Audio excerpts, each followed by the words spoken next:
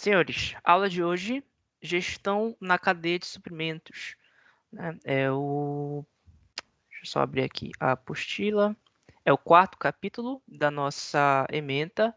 Já estamos encerrando, por isso, hoje a nossa segunda unidade da apostila, né? Já estamos aí na metade do conteúdo programático. Lembrando, né, hoje, quinta-feira, vocês ainda têm uma aula de reposição que vai acontecer amanhã, tá? Lembrando, então amanhã das 9 às 10, tá bom? Então, das 21 às 22, aula de reposição de vocês dessa disciplina, tá? Então, a gente vai ver mais um capítulo amanhã, já que vocês têm essa aula pendente aqui, em razão de uma ausência minha, tem que fazer reposição. Então, essa reposição já estava agendada previamente com vocês para amanhã, certo? Então, amanhã, das 21 às 22, tá? Não sei se o representante de turma está aqui na chamada desde logo, mas vocês já podem fazer esse trabalho aqui de comunicar aos colegas de vocês, tá? Que porventura não estejam aqui. Então, amanhã, 21 às 22, a aula de reposição de vocês vai ser o capítulo 5, né? Se não for ele todo, vai ser apenas uma parte dele e a gente retoma na próxima quinta-feira, certo?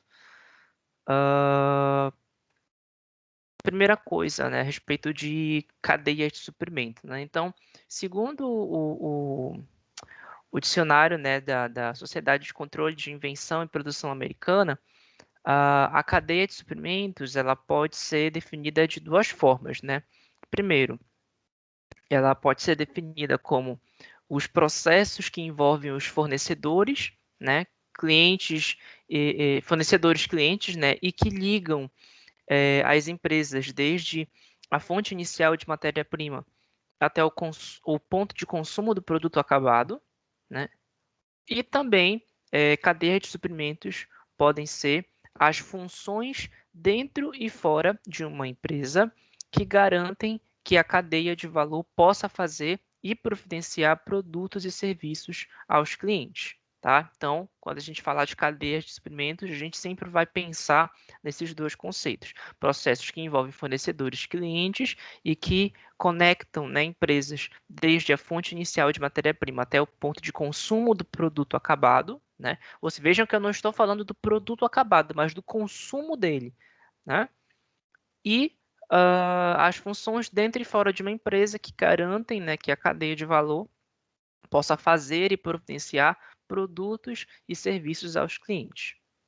Então, uma cadeia de suprimento ela abrange todos os esforços envolvidos na produção e na liberação de um produto final, desde o primeiro fornecedor até o último cliente do cliente, né? Ou seja, desde o primeiro fornecedor do fornecedor até o último cliente do cliente.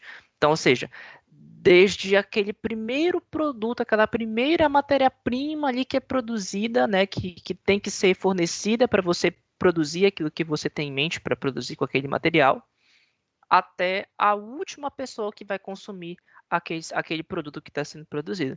Então, todo esse processo, né, desde a primeira matéria-prima até o último cliente, toda essa lacuna é a cadeia de suprimento, certo? Então, esses esforços, né, que são envolvidos nessa parte de produção e de liberação do produto, eles são definidos por meio de 4 processos básicos. Aí aqui tem, né, planejar, abastecer, fazer e entregar. Então, o bom entendimento de uma cadeia de suprimentos, ele passa pela identificação, já na cadeia, da empresa foco, aquela que se pretende estudar. E aí, a partir dessa seleção, a cadeia de suprimentos passa a ser vista pela perspectiva dessa empresa foco, né? Então, aqui fica esses processos básicos, eles, de certa forma, ficam bastante óbvios, né, quando a gente fala, né, de planejar, abastecer, fazer e entregar. Eu acho que isso está aqui, né, no slide de vocês. Então, planejar que é algo que faz parte da vida do administrador, né? Então, você não faz ações, você não toma decisões sem que haja um planejamento prévio. Abastecer, que é o momento em que você como eu posso dizer isso? No momento que você se apropria das matérias-primas necessárias para fazer aquilo que você precisa, né? Fazer que é todo o processo de produção, né, do seu produto, aquilo que você vende, né, seja um bem, seja um material, um serviço, e entregar, né? Que é quando você já tendo o cliente adquirido aquilo de você, né? Esse produto que você vende, você faz a entrega daquilo que o seu cliente lhe comprou. Então, aparentemente, esses 4 processos básicos, eles são bastante óbvios quando a gente fala dos esforços da cadeia de suprimentos, né? Então, lembra do que eu tinha falado para vocês, que essa cadeia de suprimento ela vem desde a primeira matéria-prima até o último cliente. Então, podem perceber que esses 4 processos básicos, eles já abrangem tudo isso, toda essa intercalação que é gigantesca. A gente pode até pensar assim, mas que é matéria-prima, produção, venda e entrega. A gente pode pensar que é dessa forma.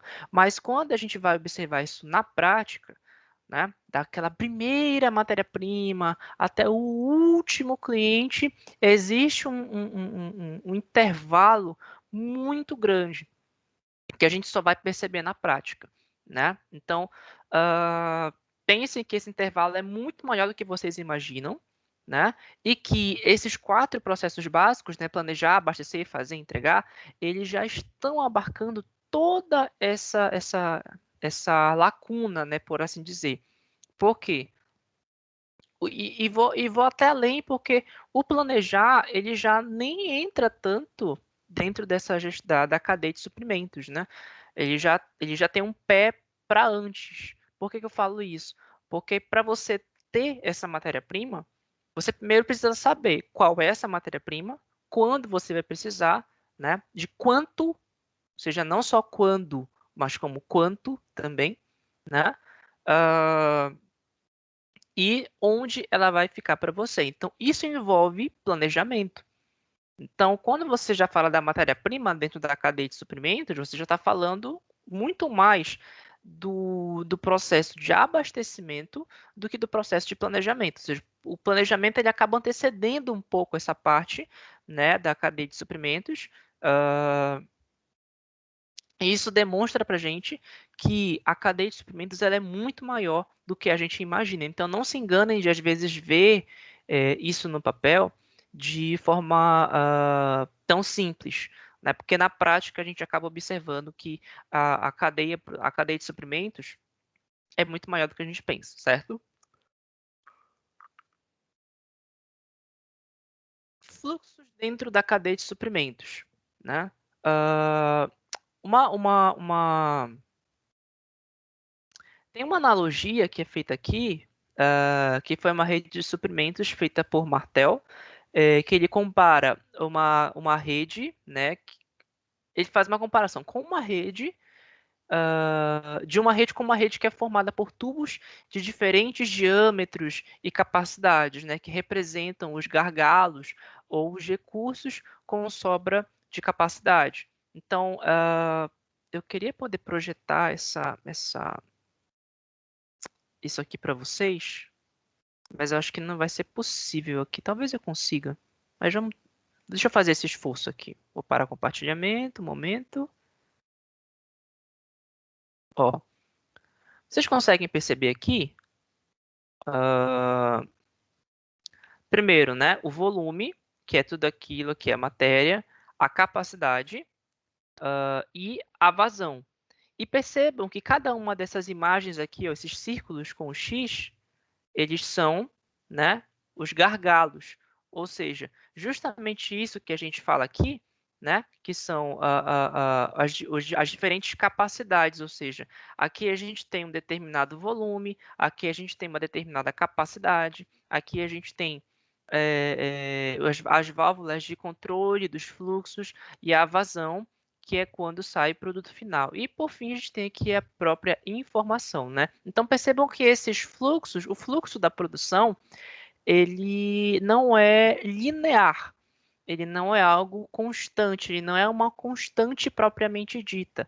Ele se trata de processos em que em um determinado momento, eles são mais avolumados, eles são maiores, eles são mais fortes, eles são mais presentes, e em outros momentos, esses processos eles são um pouco mais reduzidos, eles são um pouco mais lentos, eles exigem um pouco menos de força, por assim dizer.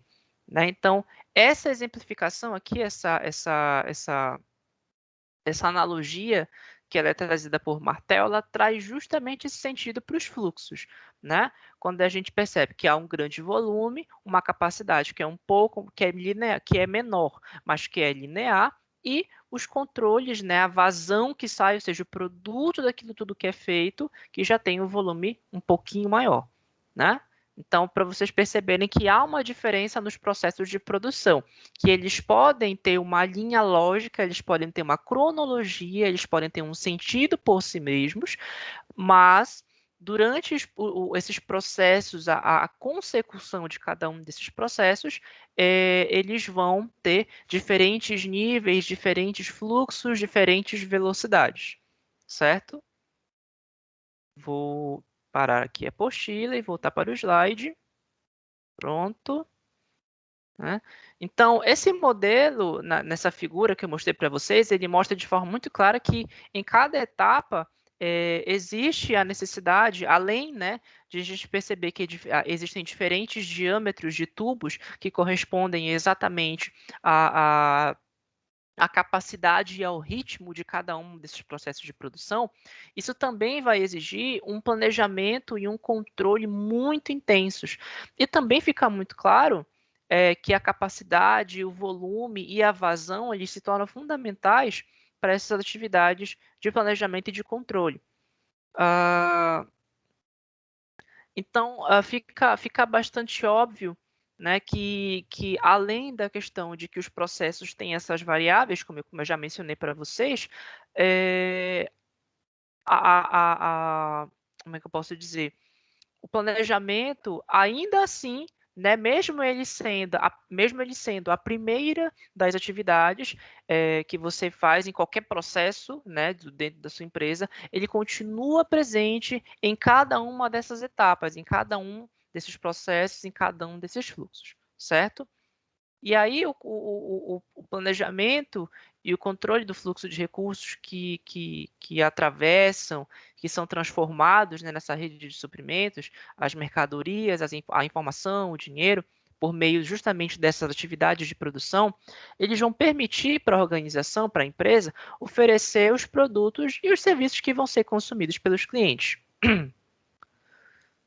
O gerenciamento dessa cadeia de suprimentos ele vai exigir o domínio de alguns conceitos, né, como o da capacidade imposta por recursos existentes, né, pessoas, máquinas, edifícios, enfim, pelo estoque de materiais acumulado nos diferentes pontos, né, da rede de suprimentos, também pela velocidade de escoamento dos materiais na rede e também, né, pelos gargalos ou pelas restrições à capacidade dos elos mais fracos da rede, né? Porque às vezes você observa que alguns gargalos, como vocês viram ali na figura, eles tendem a fazer com que o próximo processo dali da produção, o próximo processo de produção, ele seja um pouco mais lento, o fluxo dele é menor. Então, esses gargalos, eles também são responsáveis, eles também têm uma participação dentro desse gerenciamento da cadeia de suprimentos. Então, o atendimento eficaz dos clientes, fazendo justamente com que esse fluxo de saída da rede seja igual à demanda esperada pelos consumidores, vai requerer aí do administrador a coordenação das atividades de transporte, né? Movimentação, fabricação, montagem, estocagem, né? Venda, distribuição.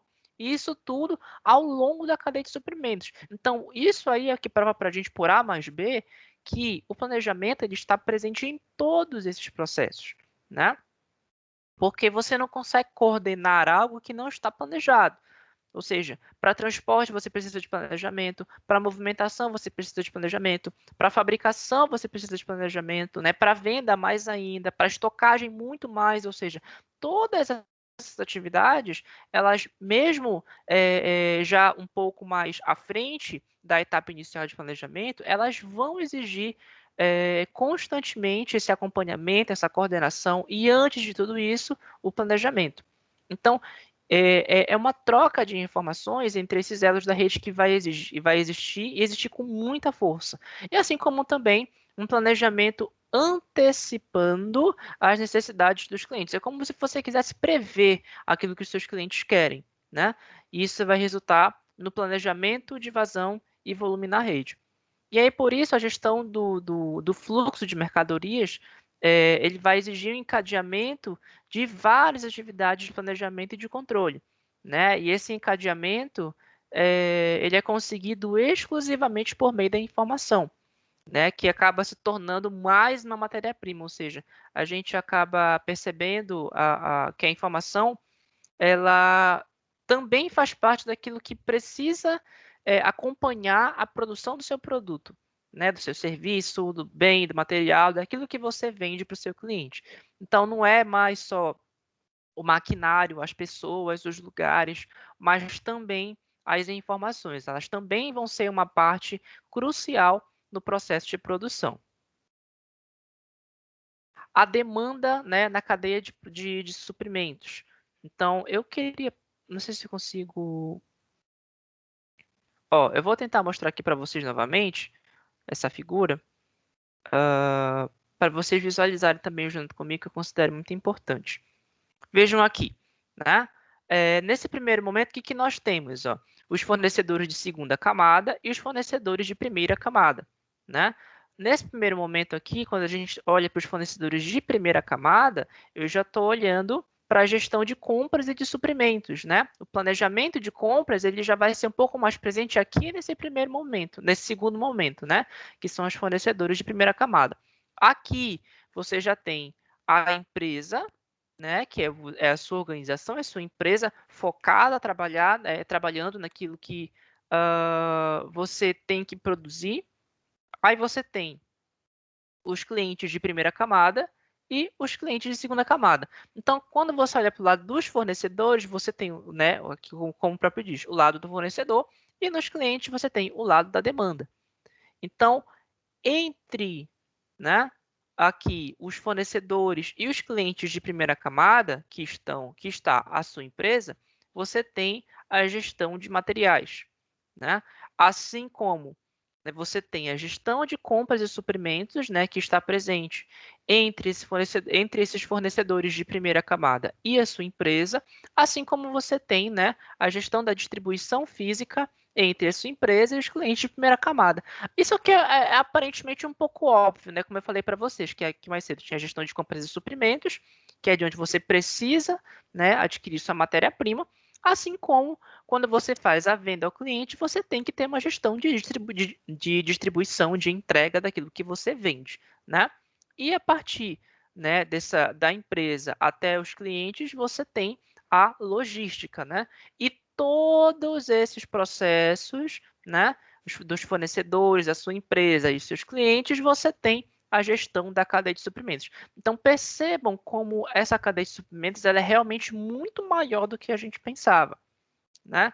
Assim como a gente observa que quando a gente fala de gestão, ó, gestão aqui, né, gestão de compra de suprimentos, gestão da distribuição física, gestão de materiais e a gestão de cadeia de suprimentos, quando você fala de gestão, você fala de planejamento automaticamente. Não existe gestão se não houver planejamento. Então, isso aqui é o que mostra para a gente que a gestão ela está presente, né, em todos os processos da empresa de forma muito visível e não só na primeira parte, né? Não só lá no primeiro planejamento sobre o que eu quero fazer e o que eu preciso. Então, para você gerir compras, para você gerir distribuição, para você gerir materiais, você precisa de planejamento. Então, isso é o que prova, né, que você precisa do planejamento em todas as etapas de produção daquilo que você faz. Então, a gestão da cadeia de suprimentos, ela enxerga a cadeia completa como um sistema que vai ser gerido, né? E ela pode ser definida como a gestão da cadeia completa do suprimento, né, de matérias-primas, de manufatura, de montagem e de distribuição ao consumidor final. Isso tudo que a gente viu na figura aqui agora. Então, pelo fato de ela incluir todos os estágios no fluxo total de materiais, de informações também, como a gente viu agora que informações também são importantes, ela precisa também incluir as considerações sobre o cliente final, que ele é o único que tem a moeda real, né, em toda a cadeia de suprimentos. Então, ele é aquele que de fato tem o primeiro, né? É a opinião mais importante, porque, como vocês já sabem, é ao cliente que você tem que satisfazer, né? E não ao seu querer, e não aquilo que você acha, mas aquilo que o cliente quer, aquilo que o cliente acha. Então, por conta disso, é o cliente que vai ter, no fim das contas, não uma palavra final, mas uma opinião muito forte daquilo que você faz.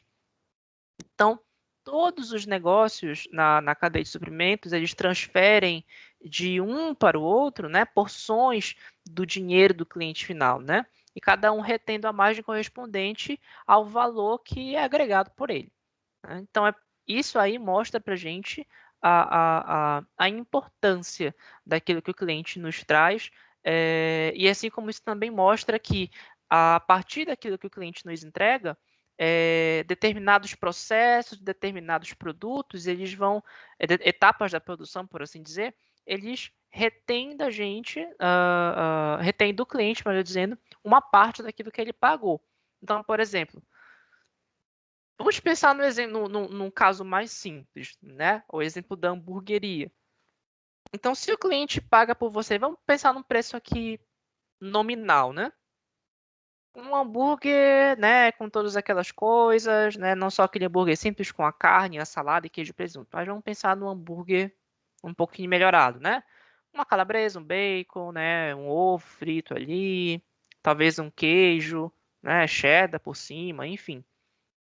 E ele vai pagar um valor X por isso, sei lá, R$ 15, vamos supor. Então, desses R$ 15, apesar de ser um valor teoricamente pequeno, talvez até irrisório, né, para o bolso, né, para a capacidade econômica de algumas pessoas, a cada momento da produção do hambúrguer, né, quando a carne é frita, quando o ovo é frito, quando a calabresa é frita, quando o bacon é frito, quando o queijo e presunto, né, são esquentados ali na chapa, toda essa parte de produção vai deixando um pouco do dinheiro ali, ou seja, aqueles R$ 15, né, quando a carne ali do hambúrguer é frita, já fica uma parte desses R$ 15 ali, quando o bacon é frito, fica uma parte dos R$ 15 ali. E se o cliente solicitou delivery, também quando o motoboy vai fazer a entrega, mais uma parte desse dinheiro desses R$ 15 ficou ali, né, com o motoboy. Mas ficou diretamente com a carne, com o motoboy? Não. Mas é porque esses R$ 15 vão correspondendo a isso, né? Então você consegue calcular, poxa, para um hambúrguer eu vou gastar tantos gramas de carne, tantos gramas de queijo e presunto, de calabresa, de bacon, de salada, de queijo, né? E mais os custos com a entrega, porque vou ter que custear uma moto, com combustível, com documentação, né? Manter um motoboy, ou seja, tem que pagar o motoboy, enfim. Né? Se for pagamento em cartão, vou ter que ter uma máquina de cartão, e a máquina de cartão tem um custo. Ou seja, você vai calculando quanto, em média, compensa para você vender aquele produto, de forma que aquele valor que aquele cliente paga tem correspondentemente uma parte para cada produto ali, cada coisa que faz parte, cada matéria-prima que faz parte do seu produto, certo? Senhores, vocês querem fazer alguma colocação, tirar alguma dúvida? Deixa eu liberar o microfone aqui de vocês. Pronto? Ou por hoje está tranquilo?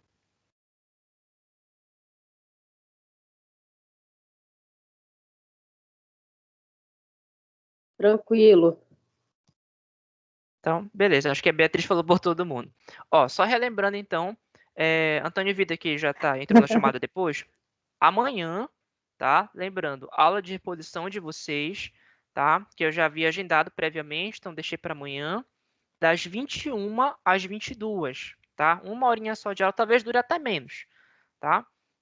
Mas eu separei uma hora de aula aí por segurança, porque a aula de vocês é de 50 minutos, então eu coloquei em uma hora, só para não ficar valor com hora quebrada. Mas pode ser que a gente faça em meia horinha, no máximo 40 minutos. Não quero prolongar muito, porque é sexta-feira, à noite, enfim, né? Apesar de ninguém poder sextar, né? Que ninguém pode sair, estamos em lockdown, mas todo mundo quer descansar, eu sei disso. Então, a gente se vê amanhã, certo? Antônio e Vitor, por favor, avise seus demais colegas aqui para eles estarem presentes, tá? E eu vou encerrando por aqui, então. A gente já encerrou o capítulo de hoje e, junto com ele, encerramos a segunda unidade da nossa apostila. E amanhã a gente vai para o quinto capítulo na terceira unidade, certo? Então, muito obrigado pela paciência, pela presença de todos. Muito boa noite e até amanhã na nossa aula de reposição. Boa noite, professor. Boa noite, professor.